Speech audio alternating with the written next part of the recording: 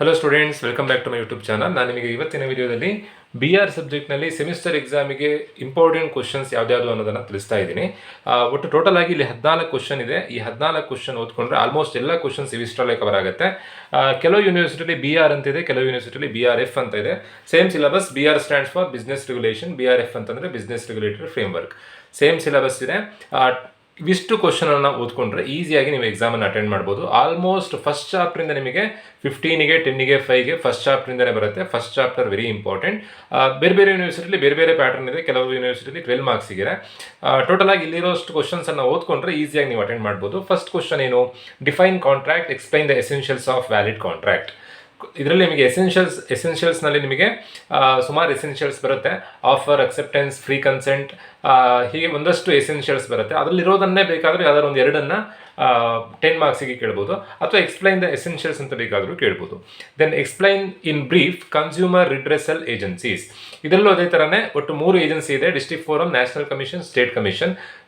ಯಾವ್ದಾದ್ರು ಒಂದನ್ನೇ ಬೇಕಾದರೂ 10 ಮಾರ್ಕ್ಸಿಗೆ ಅಥವಾ 15ಗೆ ಕೇಳುವಂಥ ಚಾನ್ಸಸ್ ಇರುತ್ತೆ, ಅಥವಾ ಮೂರನ್ನು ಸೇರಿಸಿ ಕನ್ಸ್ಯೂಮರ್ ರಿಡ್ರೆಸಲ್ ಏಜೆನ್ಸೀಸ್ ಅಂತ ಬೇಕಾದರೂ ಕೇಳ್ಬೋದು.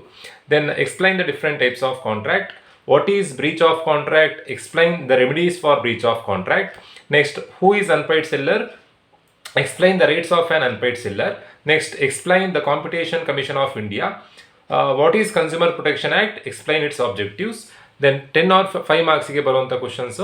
What is intellectual property rights? Explain its scope and also explain the procedure to get patent. Next, explain the rights of consumer under Consumer Protection Act 2019. Explain the objectives of Environmental Protection Act 1986. What is pollution?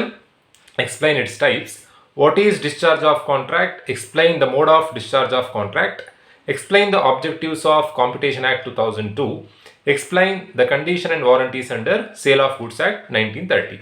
ನೋಡಿ, theory ಕ್ವಶನಿಗೆ answer ಬರೀಬೇಕಾದ್ರೆ ನೀವು ಸ್ಟ್ರೈಟಾಗಿ answer ಬರೆಯೋದಲ್ಲ. First introduction ಅಂತ heading hockey, for example define contract ಅಂತ ಕೊಟ್ಟಾಗ, define contract, explain the essentials of valid contract ಅಂತ ಕೊಟ್ಟಾಗ first introduction ಅಂತ heading ಹಾಕಿ, contract ಬಗ್ಗೆ ನಿಮಗೆ ಏನೇನು ಗೊತ್ತಿದೆಯೋ ಅದನ್ನು ಫಸ್ಟ್ ಪೇಜಲ್ಲಿ ಬರೀಬೇಕು.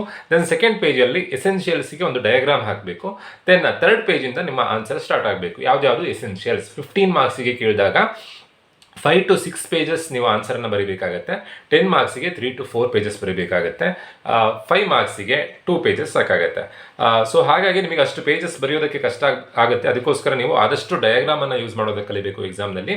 First introduction, then diagram, then main answer, ಲಾಸ್ಟಿಗೆ ಕನ್ಕ್ಲೂಷನ್. ಈ ಪ್ಯಾಟರ್ನನ್ನು ಫಾಲೋ ಮಾಡಿದರೆ ನಿಮಗೆ ಥಿಯರಲ್ಲಿ ಒಳ್ಳೆ ಸ್ಕೋರ್ ಆಗುತ್ತೆ. ನಿಮಗೆ ಫಸ್ಟ್ ಇಯರಿಂದ ಫೈನಲ್ ಇಯರ್ ತನಕ ಎಲ್ಲ ಸಬ್ಜೆಕ್ಟಿನ ಇಂಪಾರ್ಟೆಂಟ್ ಕ್ವಶನ್ಸ್ ನಮ್ಮ ಚಾನಲಲ್ಲಿ ಅವೈಲಬಲ್ ಇದೆ. ದೆನ್ ಪ್ರಾಬ್ಲಮೆಟಿಕ್ ಸಬ್ಜೆಕ್ಟಿಗೆ ಸಂಬಂಧಪಟ್ಟ ಹಾಗೆ ಎಲ್ಲ ಪ್ರಾಬ್ಲಮ್ಸನ್ನು ಹೇಗೆ ಮಾಡಬೇಕು ಅಂತ ಕೂಡ ಅದು ಕೂಡ ಅಪ್ಲೋಡ್ ಮಾಡಿ ಆಗಿದೆ. ನಮ್ಮ ಚಾನಲ್ ನಿಮಗೆ ಯೂಸ್ ಆಗ್ತಾ ಇದ್ದರೆ ದಯವಿಟ್ಟು ನಮ್ಮ ಚಾನಲ್ನ ಸಬ್ಸ್ಕ್ರೈಬ್ ಮಾಡಿ. ಹಾಗೆ ವಿಡಿಯೋ ನಿಮಗೆ ಯೂಸ್ ಆಗ್ತಾ ಇದ್ದರೆ ನಿಮ್ಮ ಫ್ರೆಂಡ್ಸ್ಗೂ ಶೇರ್ ಮಾಡಿ, ಹಾಗೆ ಲೈಕ್ ಮಾಡಿ ಅಂತ ಹೇಳ್ತಾ ವಿಡಿಯೋ ಮುಗಿಸ್ತಾ ಇದ್ದೀನಿ. Thank you.